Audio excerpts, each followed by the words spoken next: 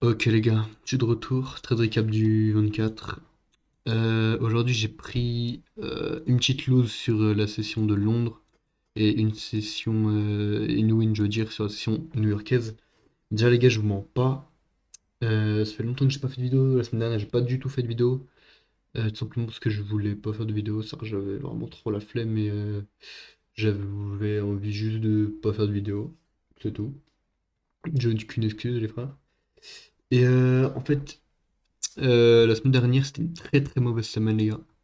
Et j'avais pris 3 trades, 3 SL à 1% chacun, donc j'ai fait moins 1500 sur mon funded.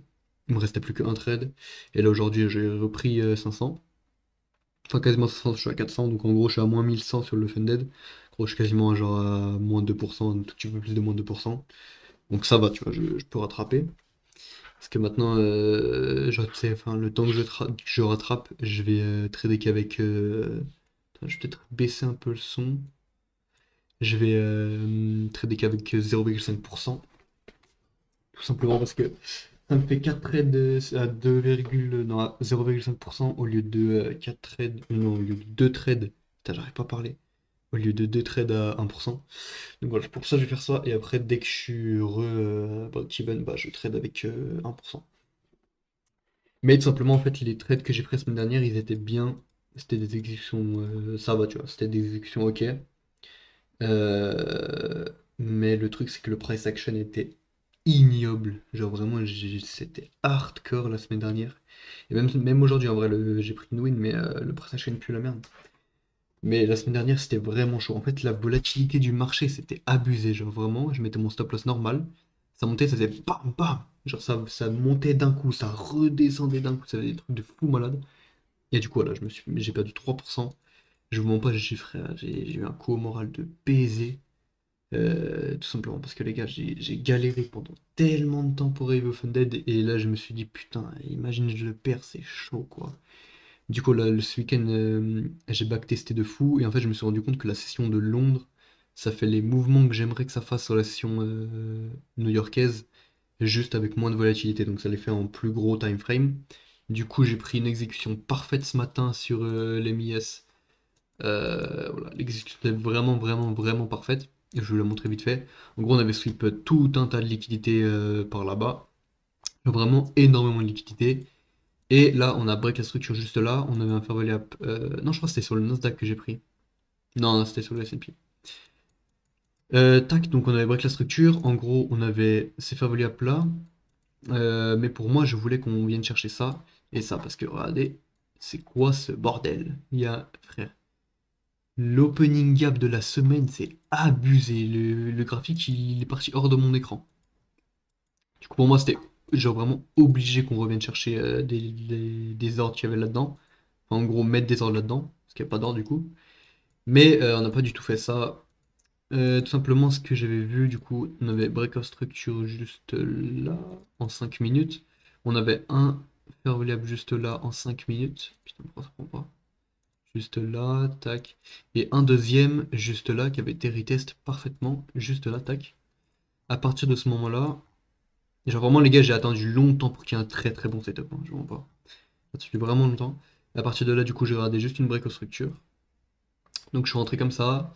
Mon stop, il était là, comme ça. Tac. Et du coup, mon premier TP, c'était ça. Mon deuxième TP, c'était ces equal low, juste là. Et après, je voulais juste laisser un contrat, genre comme ça. Mais en gros, le plus gros de ma position, c'était ici et ici. Et ici, je veux dire. Mais tout simplement, tac, le prix est remonté directement. Après un peu d'attente. Et il a continué de monter, il monte encore, et voilà. Là, il commence à redescendre un peu, il retrace. Mais voilà, ça, c'était pas un trade qui m'a fait faire de l'argent. Malgré que ce soit un très très bon setup, bah voilà, le marché m'a un peu baisé. Mais bon, comme ça. Et en gros, les gars, je vous mens pas, j'ai backtesté tous les trades enfin, tous les jours de la semaine dernière sur la session de Londres, donc du coup ce week-end. Et en fait, ça faisait que des mouvements parfaits. Genre, ma stratégie, elle a marché extrêmement bien sur la session de Londres la semaine dernière. J'ai fait 10 700 en une semaine en backtest en gros. Si j'aurais pris les trades sur la session de Londres.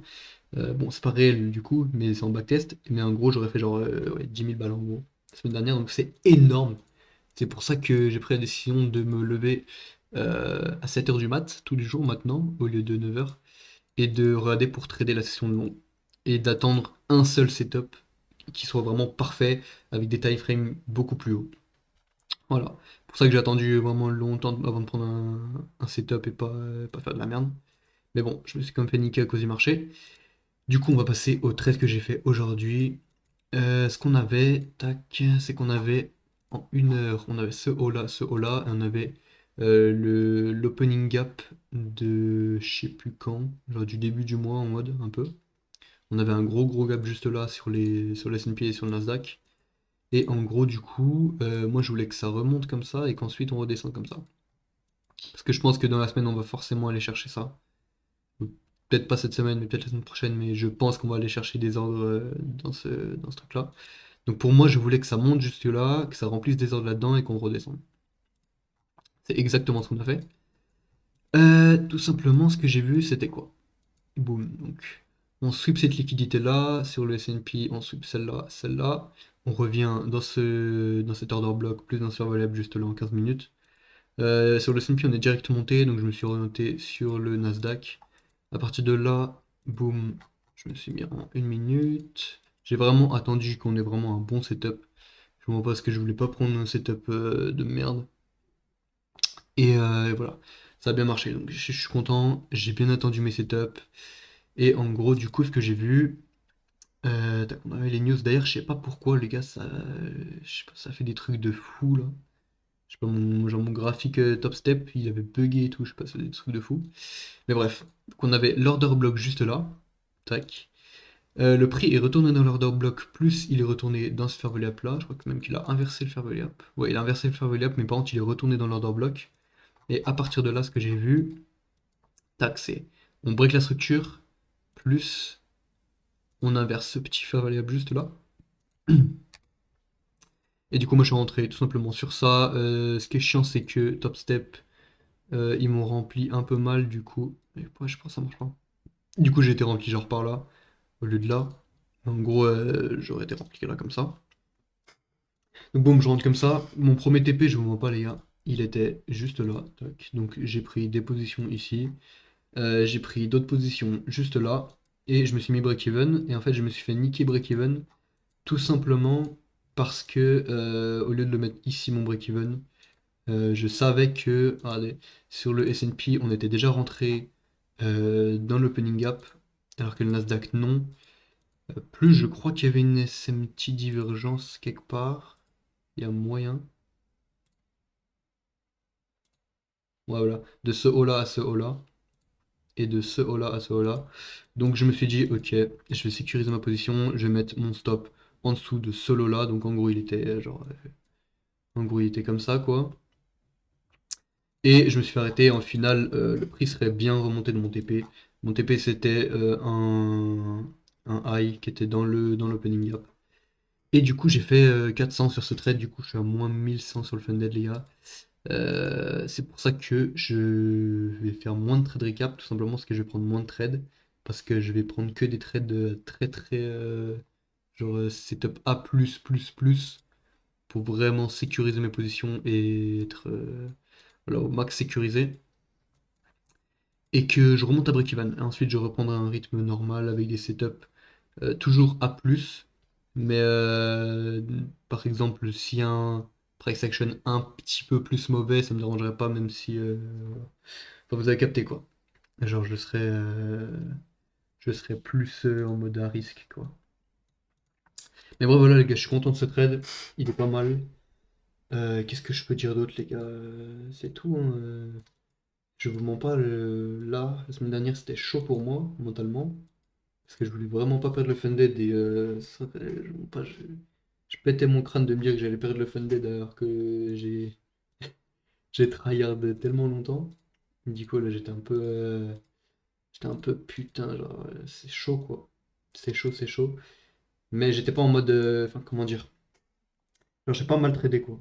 J'ai vraiment bien tradé, mais ce qui me faisait chier, c'est que j'ai jamais aussi bien tradé et que le marché me baisait à chaque fois, les gars. J'ai jamais gagné la semaine dernière. C'était chaud, quoi. Alors vraiment, je sais pas comment dire la sensation, mais ah, c'est chaud. Genre, le pire scénario qui puisse arriver, vu que j'ai genre environ 70% de win rate sur ma stratégie, et ben j'ai pris 3 SL. Ça veut dire sur 10 trades que j'aurais pris, et ben là c'est la pire configuration qui me puisse arriver. Donc ouais, c'était vraiment, vraiment, vraiment chaud mentalement, les gars. Et je me suis dit, putain, si je perds le Funded, je suis vraiment dans la merde. Ça va vraiment être chaud. Mais voilà, on remonte petit à petit. Je suis à moins 2%. Ce matin, j'étais à moins 3%. Donc voilà, on a fait une win aujourd'hui.